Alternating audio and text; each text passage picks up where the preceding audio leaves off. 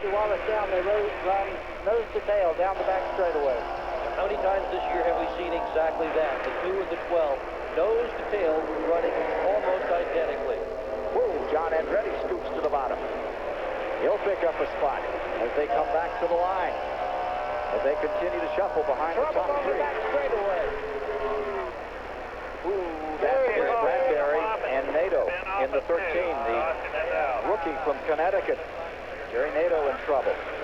Trying to get that one turned around. As they spun out of turn number 2, that in lap number 34. Actually in lap number 35. We'll take a break, sort things out, show you what happens when we return. As Ward Burton continues to lead in the Coca-Cola 600.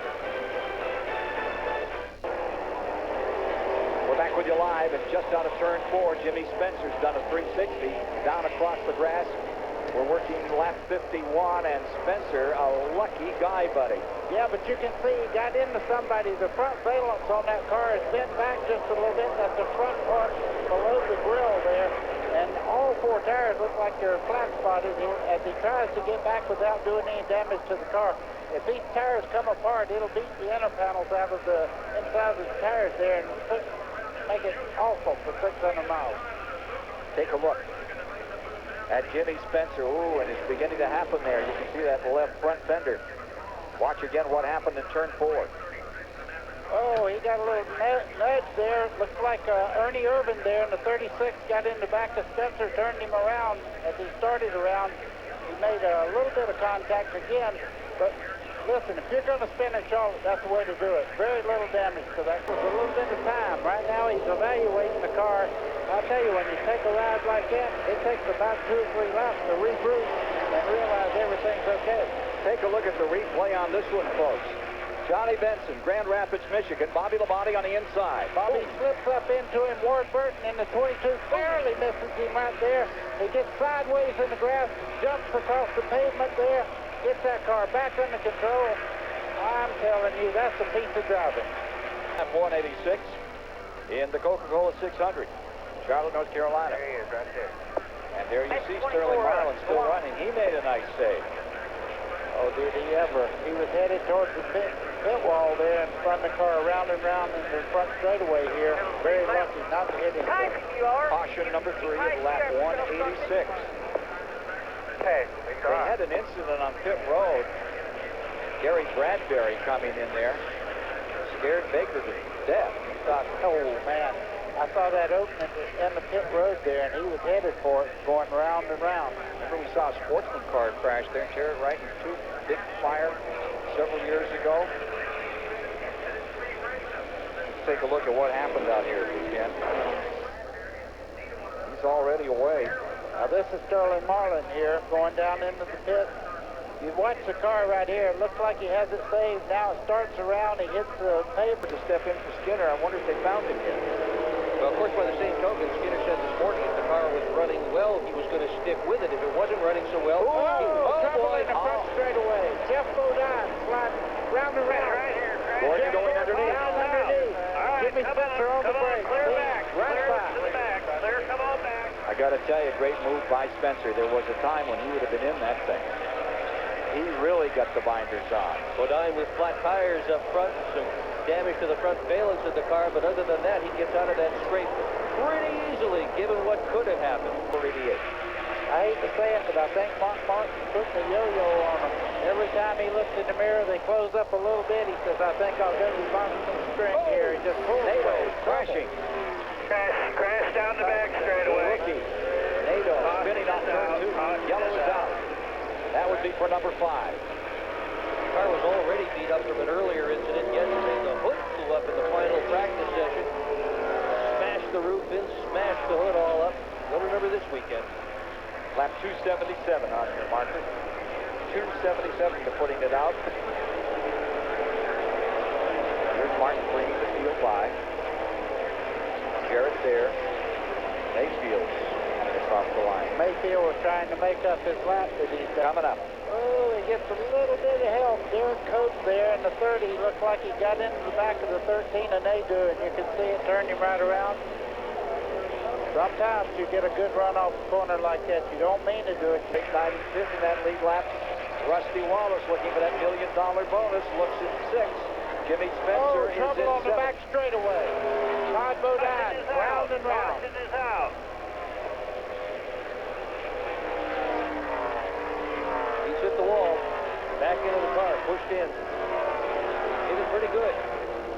Running 18th when Todd Bodine collects turn 2. Racing back to the line. And as they sort them out, those front cars stay the same. Jarrett, Martin, Labonte, Gordon, Andretti across the stripe. Wallace, Spencer there. Rest of the field across. Caution is out. That's the 6th time tonight. 6 yellows on the race. Mayfield almost got a lap time break.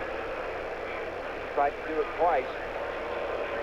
Mayfield's being shown in 23rd position. Fee and considerations have been paid by the following. By Simpson, the 1998 Team Simpson Racing Catalog is now available. For more information, call Simpson or visit the Simpson website and join Team Simpson today. By Racing Radios, radio communications provided by Racing Radios. For all your business and racing communications needs, call Racing Radios. By Ned Jarrett Fantasy Cup Auto Racing, America's #1 fantasy racing game. For more information, call 1-800-877-RACE or go online at www.fantasycup.com. And to play close-up toothpaste, watch Jeff Gordon to win sweeps. Just inside of the final 100 miles.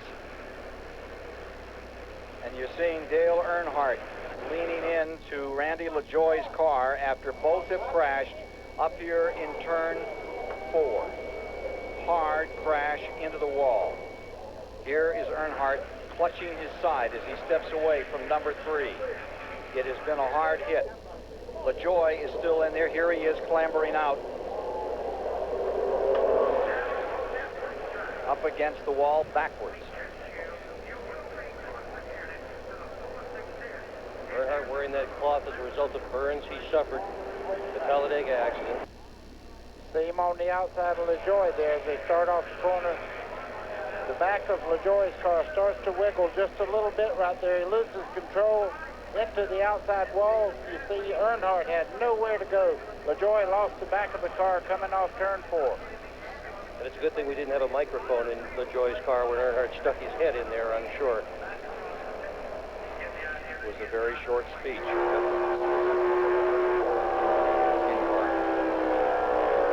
LaJoie's in car.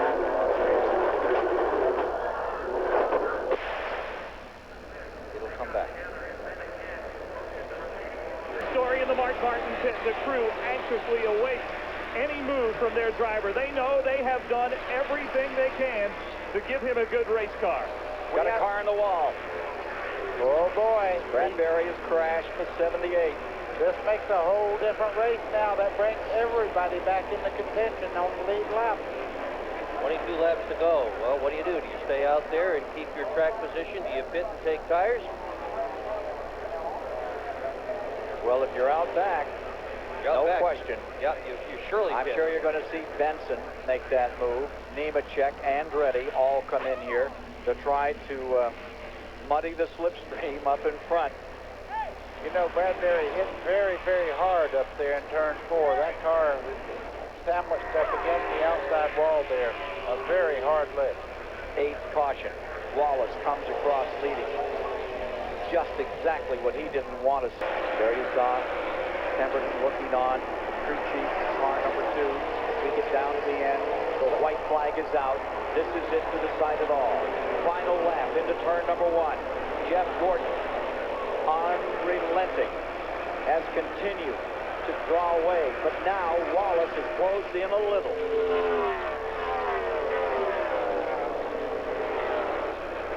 Mark Martin moves to the inside of the 18 of Bobby Labonte. All for naught as far as the victory is concerned. Down they come out of turn number 4. And for the 3rd time in his career, it is Jeff Gordon winning the 600 at Charlotte, North Carolina. The Coca-Cola 600 will have Gordon's name on the trophy. Jeff Gordon has done it, and it is a surprise. It was not that big a deal all night long, but when it counted, it was the biggest deal here. It was the whole deal, making that pit stop, taking on 4 tires. He had to have it. He had dropped all the way back to 5th before that pit stop. And driver after driver driving by, waving at him, congratulating Jeff Gordon on his victory. Let's go to Mike Hogwood. And we're here with Ray Abraham. What a 10 days of speed here in Charlotte. Running out of gas at Winston, you wrecked yesterday, and then you finish it up back-to-back 600 titles. Yeah, it's really great. This is an awesome team, and Jeff is an awesome driver. We need to thank God first for giving us the opportunity to do this, and I want to thank DuPont, Pepsi, Quaker State, all the people that help us out and stand behind us when we have problems like we did the other night. And the fans, hey, this one's for you for the mistake I made the other night. What about that great move getting past Rusty Wallace? He's the man. There's no doubt about it. He's no slam to anybody else, but that kid's about the greatest driver I've ever seen. And Rick, we got to make a new deal for something else on this. Hope you and Linda got to watch it. When that last caution came out and you got the 4 fresh tires, did you feel that was what you needed to compete here at the end? Well, we weren't going to win it where we were, and like I told him, look, let's not, look, we're going to be 5th. Let's try and win this thing. Let's try and win this thing. Okay? All right. Ray Abraham back upstairs, and it's a happy team down here. And win it they did, and in what style. Flat out racing here at Charlotte over a spectacular last 20 miles. Waiting on Jeff Gordon to enter victory lane, and we'll have the winner's interview right after this.